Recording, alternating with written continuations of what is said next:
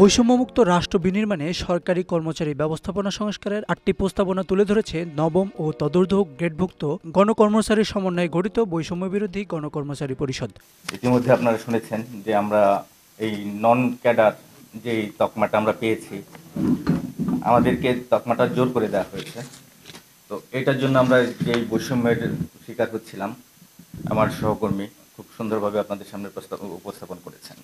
তারা cadre non cadre বিভাজন বিলুপ্ত করে গ্রেড ভিত্তিক পরিচিতি এবং সুযোগ সুবিধা নিশ্চিত করার দাবি জানান। হচ্ছে গ্যাজেটেড কর্মকর্তা ক্যাডার নন ক্যাডার ছিল না, এই যে ক্যাডার নন আপনার গ্রেড অনুযায়ী কর্মকর্তা কর্মচারীদের পরিচিত হবে, এটা যেন নিশ্চিত হয়, তাহলে সেই অনুযায়ী তার যে প্রাধিকার আছে সেগুলো তাদের জন্য নিশ্চিত হবে। আমাদের নিজস্ব লোক যারা যদি দু একজন ডিরেক্টর হয় তাকে ওই কমিটিতে রাখা হয় না বা দেওয়া হয় না, গুরুত্ব দেওয়া হয় না। এই নীতি নির্ধারণী অনেক ক্ষেত্রেই আমাদেরকে যেমন কমিশন হয়েছে, এই কমিশনে কিন্তু অন্যান্যদের সাথে ওনারা সব অন্যান্য ক্যাডারের সাথে অ্যাডমিনের সাথে বসছে, কিন্তু আমাদের সাথে কিন্তু ওইভাবে বসে না। আমরা চাইবো যে ওনারাও যেন আমাদের সাথে বসে আমাদের দাবিগুলো শুনেন।